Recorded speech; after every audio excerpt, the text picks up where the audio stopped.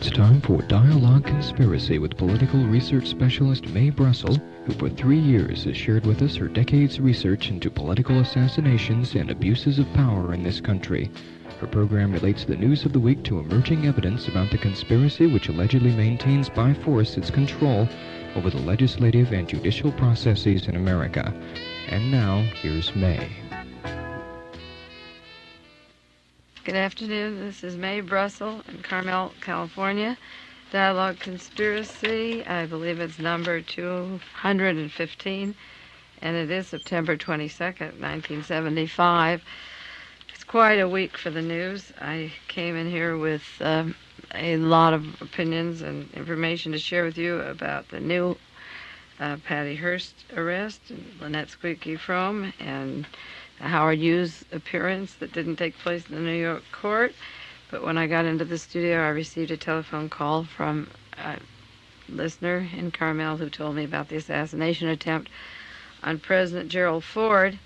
For those of you who are local, they're just getting this news. There was a shot that went out in the crowd. This will be old news for those of you that get the tape relayed later in a few days. Done by a woman named Sarah Moore, 40 years old, and she allegedly was part of a Feed the Poor program that was going to free Patty Hearst. It's like an old script. It's so tiresome, I almost hate to run down the details.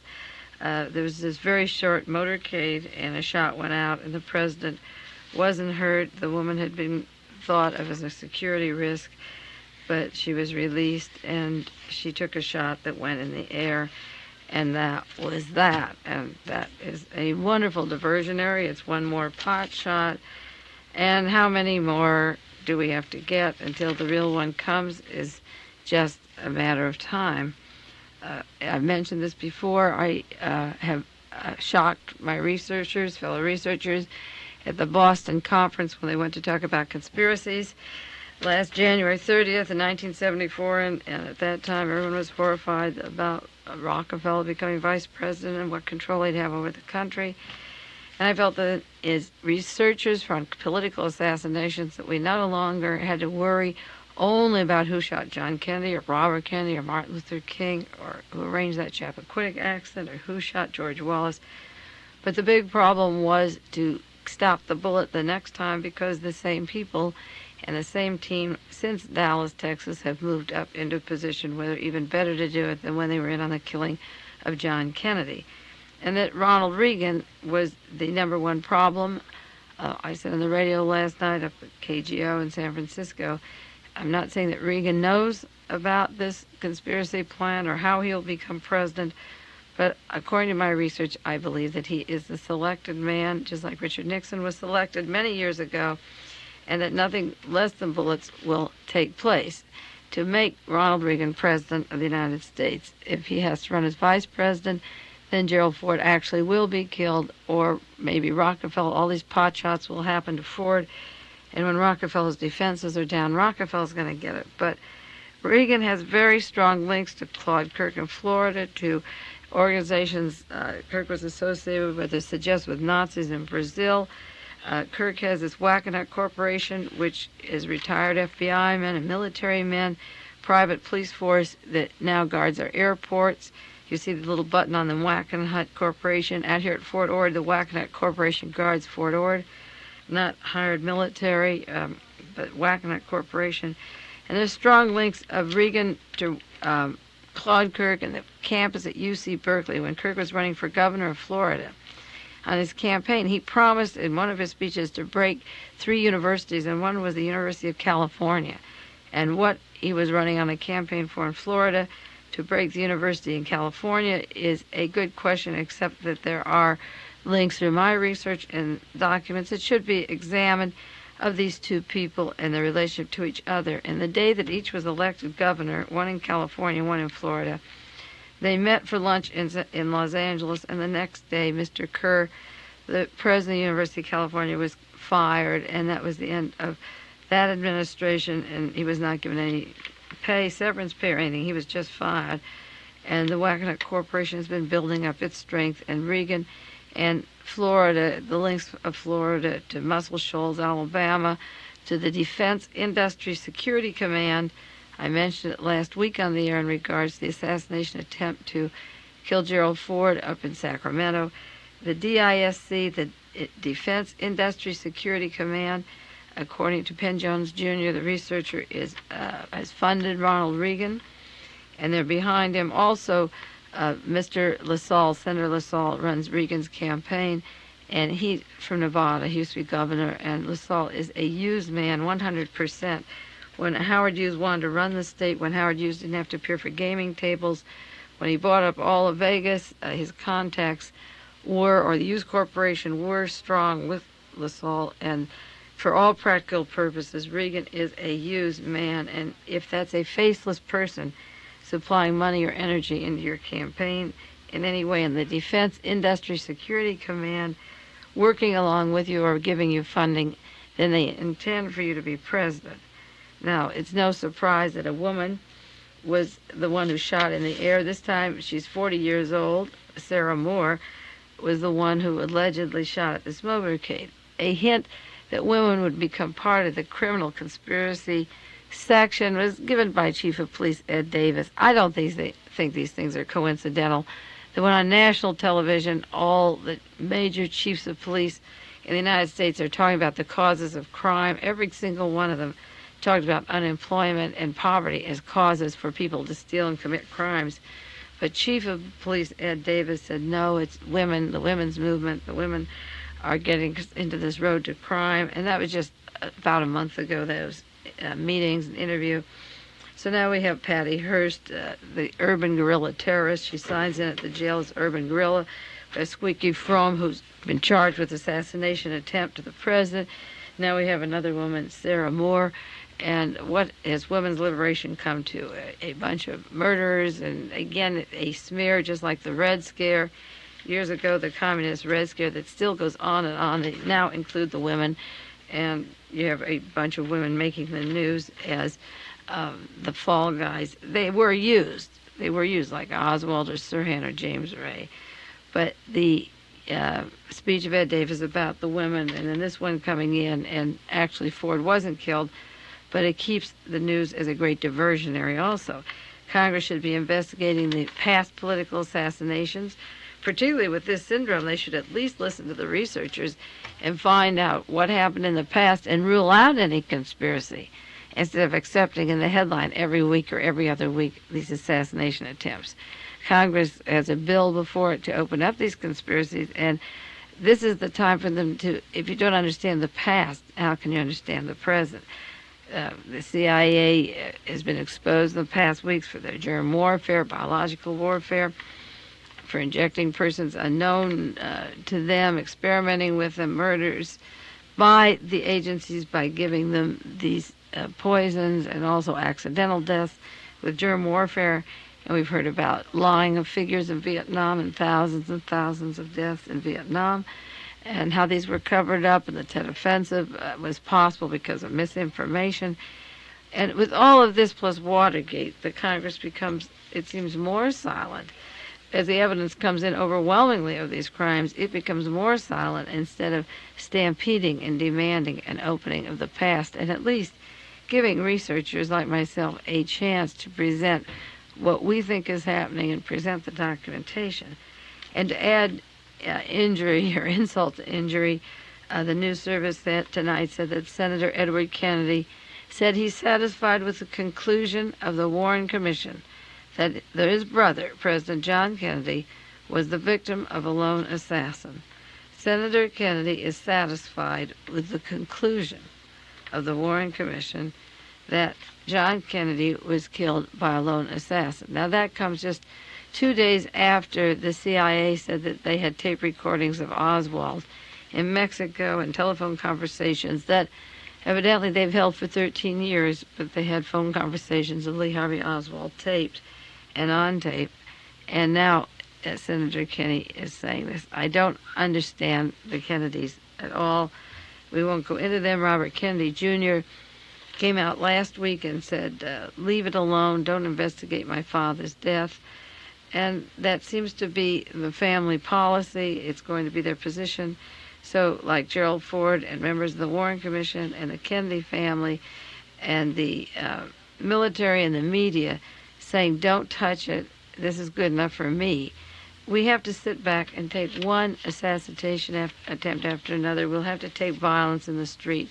We're going to have to see a lot of blood let loose, a lot of killing, because we have allowed these things to happen. People in this country, instead of getting outraged and demanding that they be opened because the evidence exists, we're going to allow more murders and more crimes to take place. And when Ronald Reagan becomes president, he said he didn't think information about assassination should be made available.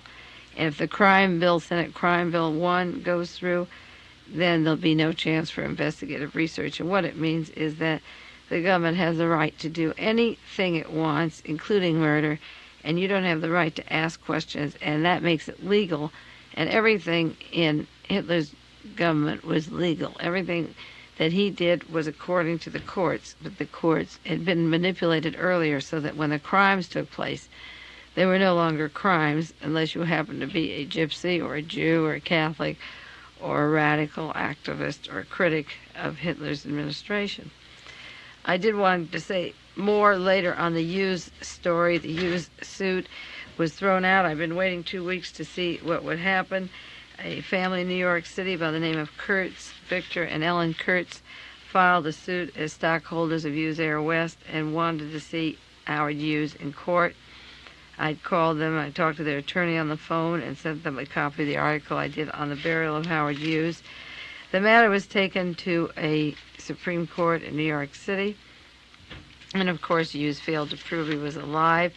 The judge said there was no point. This was an arena to take advantage of his desire for privacy, and it would encourage a cruel sport and stage a spectacle for publicity for more unworthy purposes. That was the decision of the court. That the stock manipulation was thrown out because this was just taking advantage of Mr. Hughes' privacy.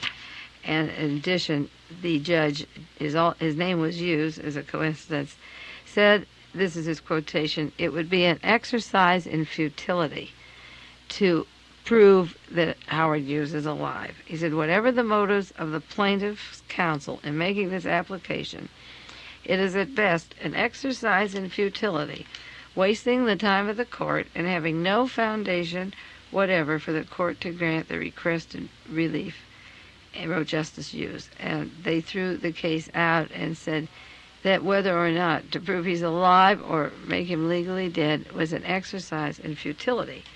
Well, the New York Times has a long article. It's the September 14th, 1975 article.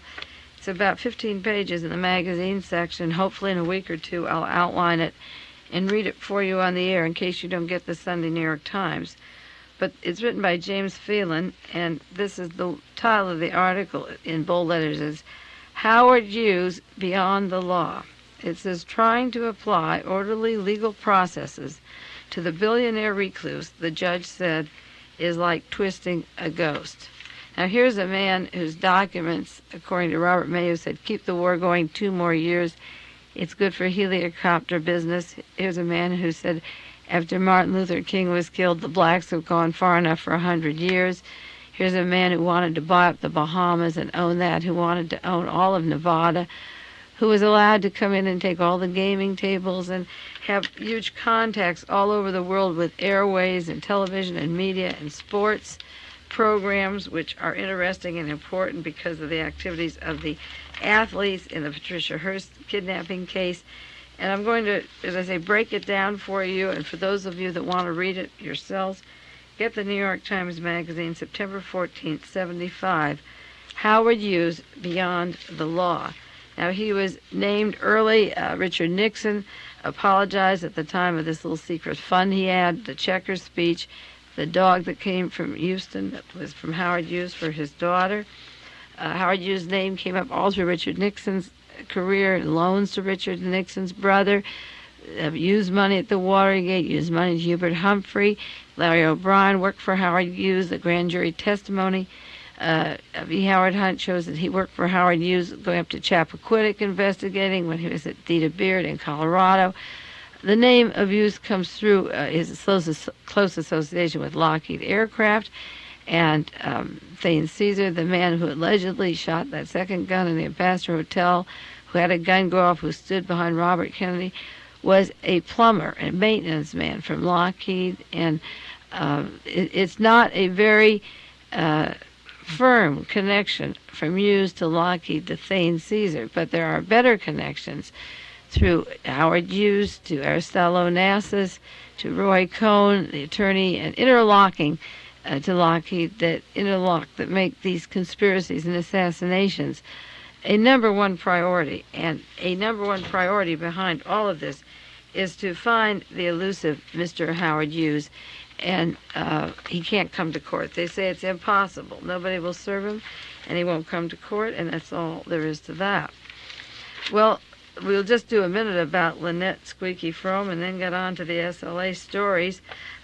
Squeaky Frome was interviewed by Marilyn Baker, and Marilyn Baker is going to help her get a book out. She's a woman who wrote about the SLA. If I had enough money for a lawyer, I would sue her and try to stop that book. Would have stopped it a long time ago if I could, such as a researcher, Ted Chirac, tried to stop Second Unit Senator, Special Unit Senator, a book on Robert Kennedy written by Robert Houghton. These books have no basis in fact. They're figments of the imagination, and they're grandiose to fit the cover story of a large national conspiracy syndrome. Well, Marilyn Baker was up there, and she offered $1,000 towards the bail of Miss Frome, and they were on television together. Miss Frome was Sandra Good was talking, Miss Frome's friend, but Marilyn Baker was at court to offer to put up $1,000 towards Miss Frome's freedom. And the publisher would be Macmillan Publisher. That's the publisher that would do the book. Well, that's interesting because Macmillan had a small division. I don't know if they still have it or not. They had a division in Los Angeles, California in 1969 called Glencoe Press, Glencoe Press in Beverly Hills, California. And that press printed for the Los Angeles Police Department. And they also printed a book called Children of Change, which was linked to the Manson family. And this book was put out by Henry Kaiser, Aluminum and Chemical Corporation, and a member of Navy intelligence who knew Charles Watson, who gave acid to the Manson family in Los Angeles, did the artwork for this book. And this book came out just a month before the Sharon Tate LaBianca murders. And this person had interlocking links to some very important action that should be investigated in Los Angeles. Well, that's the publisher, the same publisher that put out this little book. Macmillan is offering money to Lynette Squeaky Frome, and it will come to Marilyn Baker, and she will write another story. And we'll still have another story, but it won't be the real story of the Manson family any more than her book was the story of the SLA. I did a show on Dialogue Conspiracy October the 6th, 1971, on the links of Charlie Manson and Charles Watson to military intelligence. And I just got out that tape cassette today just to check the date. And someday maybe I'll read you some sections of it. I had it transcribed, written up as a matter of fact. And maybe I'll play some of it, a repeat on the air for you. November 17th, 1971, on Dialogue Conspiracy, I had as my guest Preston Guillory, retired sheriff, who's now a private investigator, who was in on the arrest of the Manson family at the Spahn Ranch. And after the sheriffs released the family and let them go to the Barker Ranch, he retired from the police department. He called people at Los Angeles Free Press. He said, there's a political conspiracy going in. I'm quitting Peter Pitch's sheriff office. He claims that the murders were allowed to happen and that the sheriff thought that they would be killing blacks and Black Panthers. And then lo and behold, the Manson swooped down at the Sharon Tate household and the LaBianca household, where 7 people were murdered. And the murders were done by Charles Watson, not Manson. Manson wasn't in the house at the time of the murders, but they became known as the Manson murders, and Manson took the cover rap on that. Sandra Good was on television, as I say, with Marilyn Baker, and she was talking about all the bloodshed in America, and that voices would be silenced and throats cut and lots of killing and slicing and cutting. And Marilyn Baker asked what kind of people, and she said people that are contaminating the earth, that are polluting the earth, and she named specifically Jerry Rubin and Abby Hoffman.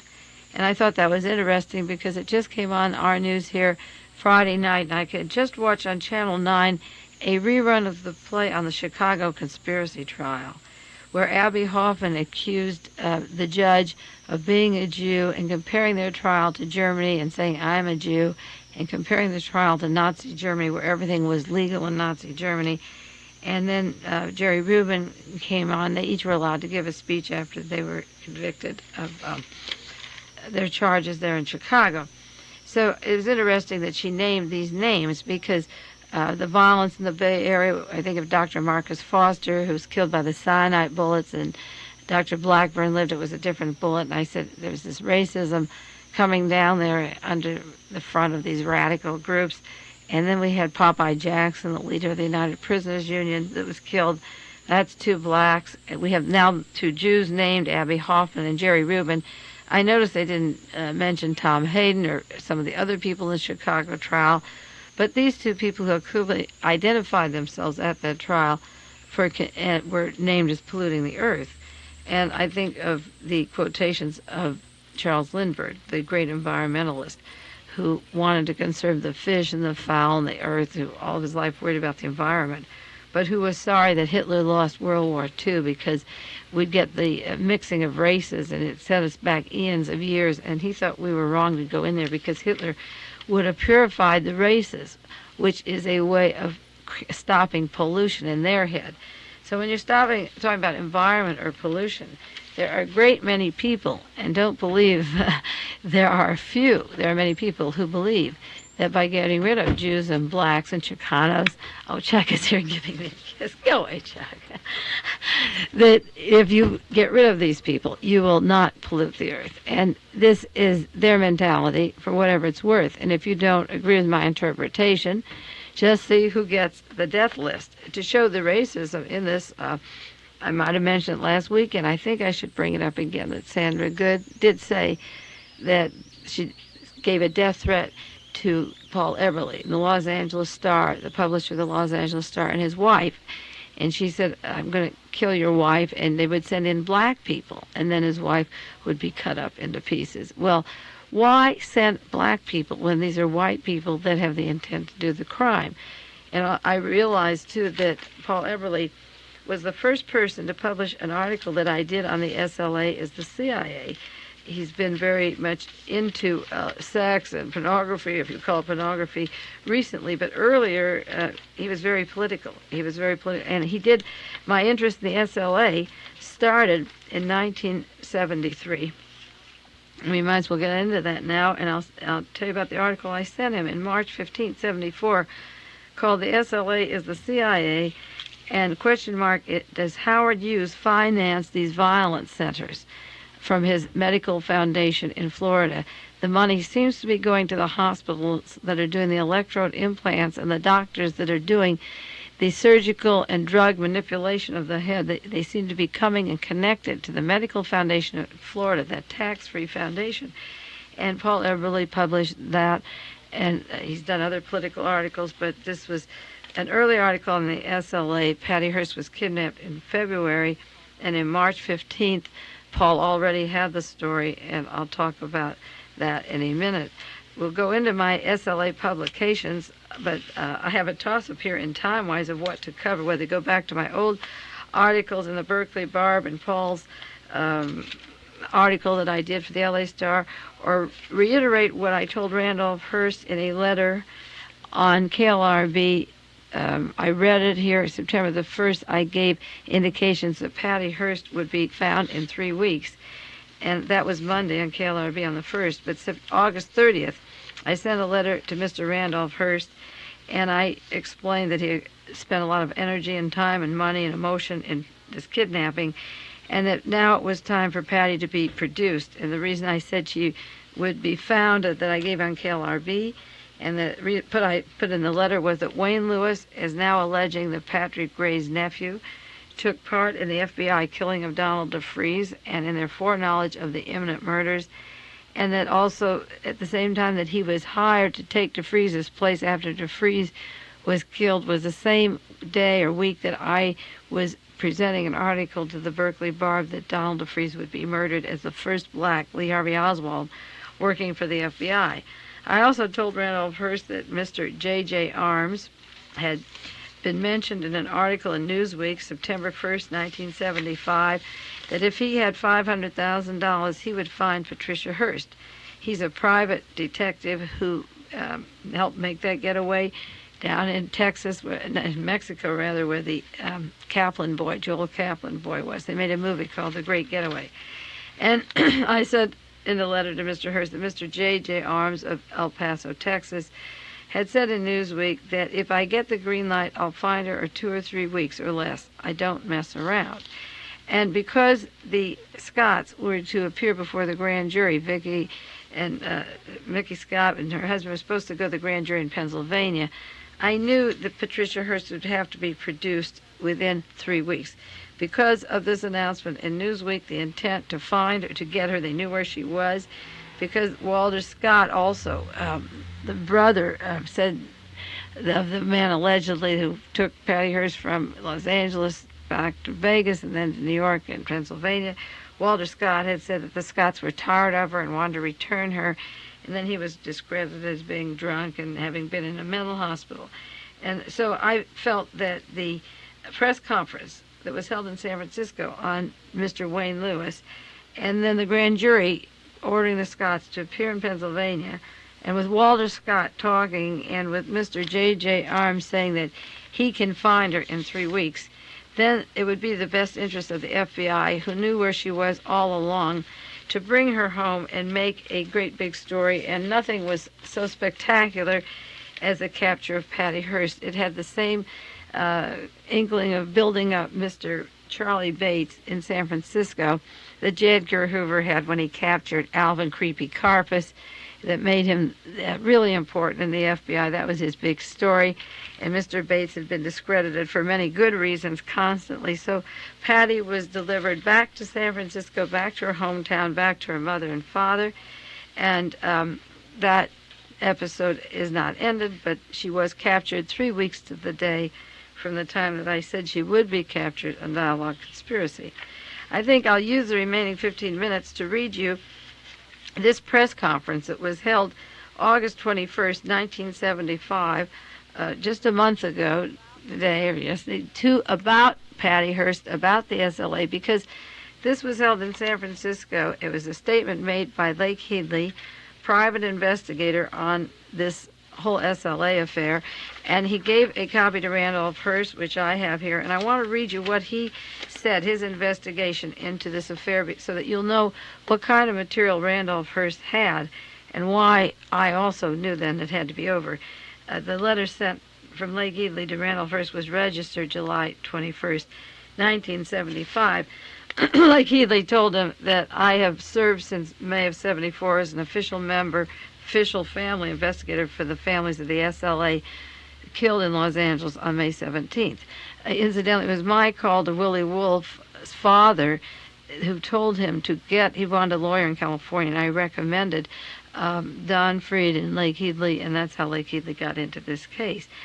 He went on with his press conference. He said, May 10th, 1974, at a press conference, I warned of the impending disaster being planned by the FBI involving Donald DeFreeze and those with him. May 17th, 1974, the disaster befell Donald DeFreeze, and 5 people all met death with him. This year-long investigation conducted by myself and my associates has uncovered evidence of FBI illegal acts, impropriety, and a cover-up. I make the following statements because I feel that I cannot continue to serve those who place their trust in me without calling the FBI illegalities to the attention of the American people in the hopes of averting further acts of the Federal Bureau investigation that are going to lead to the repetition of May 17, 1974. He said on June 20th, 1974, Mr. Wayne Lewis, former undercover agent of the FBI, met with Lake Headley. He produced documents, identified himself, and said that he was formerly employed by Clarence Kelly. As I say, he was an undercover agent, and he worked for the FBI from 1968 to 1974. His cover was blown by a woman named Julie Clifford, a female employee of the FBI, and he met Donald DeFreeze in San Francisco in July 1973 in the San Francisco area. He met with Donald DeFreeze and he talked with him subsequent to his escape. And from prison he talked to him, and then he met him later in the San Francisco area. The meeting of Mr. Lewis and DeFreeze was reported to Donald Gray, an FBI agent, squad leader, Los Angeles, an FBI office who worked as a partner of Wayne Lewis. Gray told Lewis that DeFreeze was an FBI informant and that he had gotten out of hand, they called him uncontrollable, and that he was going to be removed as the head of the SLA. Donald Gray asked Lewis to take DeFreeze's place as the leader once they got rid of DeFreeze. Lewis had left the L.A. area for a while, said he would advise later, and he went to South Dakota, where he was May 17th when the shootout occurred. Donald Gray told him then that he had personally shot DeFreeze, and now the way was clear to take over the SLA. I interject here in my realist article, the SLA is the CIA, that DeFreeze was shot at close range by a man who ran down the alley and had a special killing that was not the SWAT team. And Donald Gray told him he personally shot and killed DeFreeze. Gray told Mr. Lewis DeFreeze was an informant for the LAPD as well as the FBI. He told him he would have to take the case whether he wanted to or not in order to get back pay, and there's a legal maneuver going on now between Mr. Lewis and the FBI for back pay. R.G. Farwell, the head of criminal conspiracy section, black section that agent provocateur Louis Tack would work with, told Lake Healy that DeFreeze was going to be killed by the feds. Lewis had arranged contact with Patty Hearst in June 74, 1 month after the shootout, and he was about to meet her. He talked to her on the telephone, and he was about to meet her. And FBI agent Donald Gray is now teaching at the FBI Academy at Quantico, Virginia. He claims he's a gun freak, and Lewis believes that the gun that killed DeFreeze is still in the possession of FBI agent Donald Gray. All this material I'm reading to you was presented at a press conference and never made the Associated Press or the United Press, but these are allegations and facts that could be proved or disproved, but the major media and investigative agencies are too afraid that this all may prove true. The allegations go on that Lewis claims Wayne Lewis knew of and had access to high-level FBI plans and activities through Gray due to his uncle, L. Patrick Gray, forming acting director at the time of these occurrences. He said Gray and other police officers from the LAPD, Los Angeles officers, and others warned him that orders had been given from high FBI sources that Patricia Hearst was not to be taken alive under any circumstances. Now, this was held at a press conference charging the FBI with a man named Gray, giving his alias, giving him facts. And Patricia Hearst had to be returned alive to her parents. If any one of these facts or any more of these provocateurs come forward, imagine what it would do to the FBI.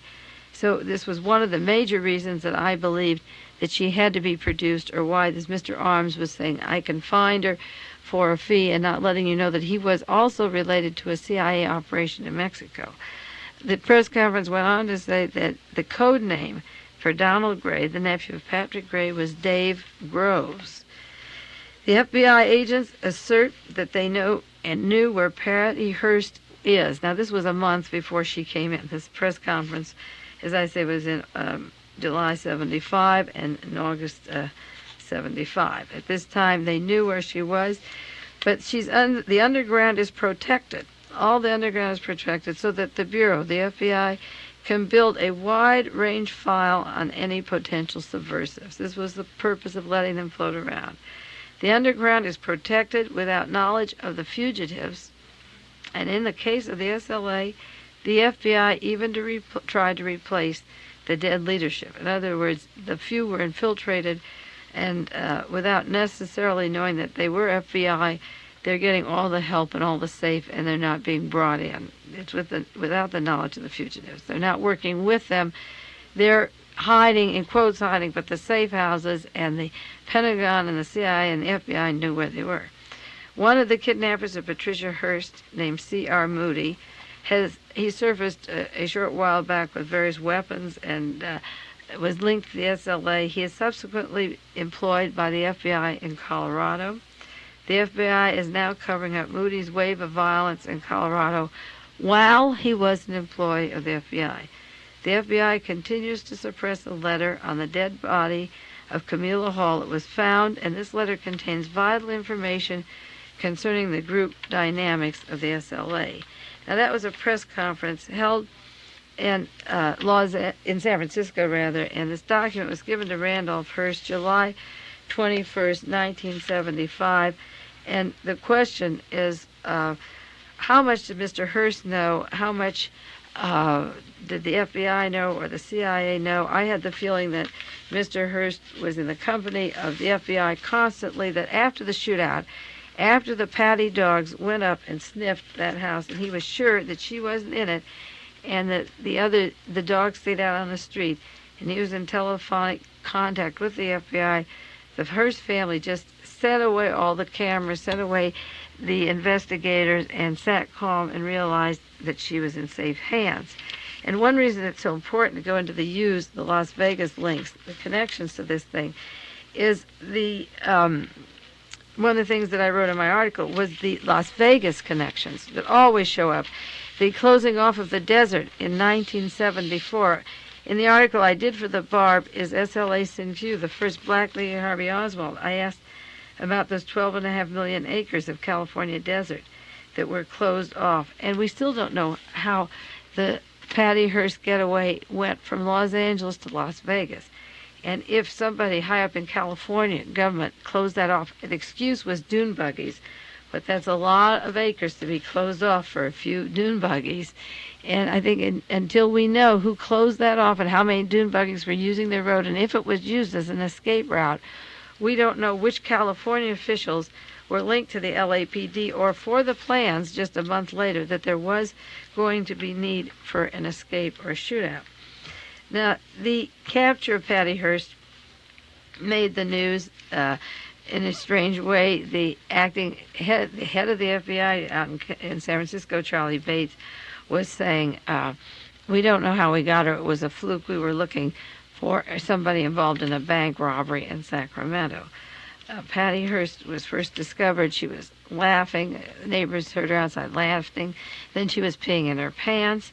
And then gave those usual human interest stories of, does she play canasta? Are they playing hearts? She wanted a television, and she got it. The Harrises are a little indignant. They're not very good inmates. She's very polite and refined. That we get all the little stories that she used to make quiche for Stephen Weed, and will he see her or won't he see her? And did she keep the flowers in her cell, or did she give them to the matron? And she got a white orchid, and all these little details were going on this week. And they're not important to the case at all. They have nothing to do with the case. And I think that there's much more to this. And some of this evidence that they're pulling out of the houses and the garages, we won't know yet if it's planted like the things that they took out of Lee Harvey Oswald's garage or boxes, whether this actually belonged to them or not. There was an article in the paper this morning saying, on the 22nd, saying there was a split in the ranks of the SLA, William and Emily Harris, as against Ms. Yoshimura and Patty Hearst. Well, now the SLA is supposed to be down to 4 people, and there's a split in the ranks. And I had alleged right from the beginning of this thing, or right shortly afterwards in my research, that Emily and William Harris were responsible for manipulating Patty Hearst, and they were the control for Patty Hearst, that they were probably, I say probably, it would have to be checked out, the same role that Mr. Wayne Lewis was to have as the Donald DeFreeze leader. I haven't found out whether he is a black replacement or a white replacement, but evidently the Scotts and the Harrises had some part in they kept Patty alive, they kept her happy, they went traveling around, and now the Harrises were into more violence or more bombing, which is an interesting concept because Patty really is getting the brunt of these charges. And the Harrises, according to some notes found in Patty's possession, wanted to be even more violent. And I asked the question in my SLA article, how come the last time that Patty was seen in Hollywood, she was seen with 2 black men and a woman at Mrs. Alcala's apartment, and because she was turned down for not being given a room for the night, the price was $500. Patty was supposed to have said, "You want to die." I bring this point up because the Harrises weren't mentioned in this particular death threat or crime. 2 black men were mentioned. Yet, after D.A. Bush pressed those charges that next Monday, the Harrises were in charge of Patty, and they took her off. But Patty was left with the charges, but the black men weren't sought. And nobody said the Harrises had black makeup or looked like 2 men. So the Harrises led Patty Hearst to the Mill Sporting Goods store, where a pair of socks and a bandolier were allegedly stolen. A police student from one of the academies was there with handcuffs, didn't catch them. Patty was supposed to have done the shooting at the building. There really isn't any witness who could identify her as doing the shooting. She was supposed to have been doing all that wild shooting. She's getting the charges for that. The Harrises are getting the charges for that shooting. Patty is. They took her in a van with this Tom Matthews and introduced her, and the Harrises said, "You know who this is? This is Tanya." And until then, Patty wasn't really a suspect in the bank robbery, the Hibernian Bank, even though she was photographed there. And the Harrises eked a confession out of Patty at the back of the van with Tom Matthews that she did the bank robbery.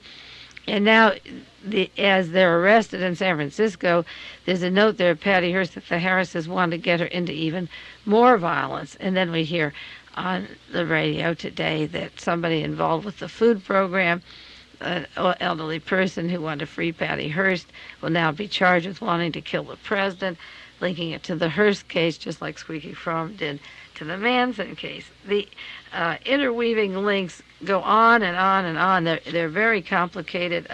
The best thing, I think, for those of you who are interested in the Hearst case, who are new at listening at KLRB in the last week or weeks or months, who are not familiar with it because I haven't talked about it for a while, could order the article I have on why was Patricia Hearst kidnapped. You can write to KLRB in Carmel, California, box 3904. And, excuse me, I'll send you that copy of The Realist, Why Was Patricia Hearst Kidnapped? It's a full book-length article on the involvement of the FBI, the collusion of the FBI and the CIA and the media, and that this is part of a behavior modification testing program from Stanford Research, and that this plot involves high-level government officials. And if this nephew Patrick Gray is right, that his uncle, who was acting director of the FBI, was in the FBI at the time this was taking place, we have a lot to investigate.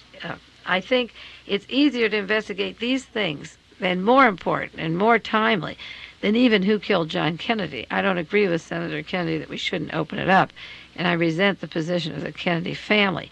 But what I was trying to say at the Boston conferences and what I try to do in my weekly radio broadcast is to tell you these things are going to come down. There's going to be a lot of violence in America. There's going to be one assassination for sure that's going to take place. That'll affect the electoral process. One of the 2 men is going to be murdered, and there is a pattern, and there are agencies and places that link together. And I had hoped that the other researchers that worked on the John Kennedy assassination or Robert Kennedy assassination would have taken the same interest I did into the Manson family and into the Patricia Hearst kidnapping, because it's all part and parcel of the same program, and it's going to lead to terrorism, it's going to lead to violence, it's going to lead to bloodshed in this country that began in Dallas when John Kennedy was assassinated in 1963. And as I said when I began the program, the same persons were in office, are in office, or still hold important positions of government that were part of the original conspiracy, including Gerald Ford, a member of the Warren Commission. Well, our time is up. I'll see you next week on Dialogue Conspiracy. Take care of yourselves, and we'll be around next week.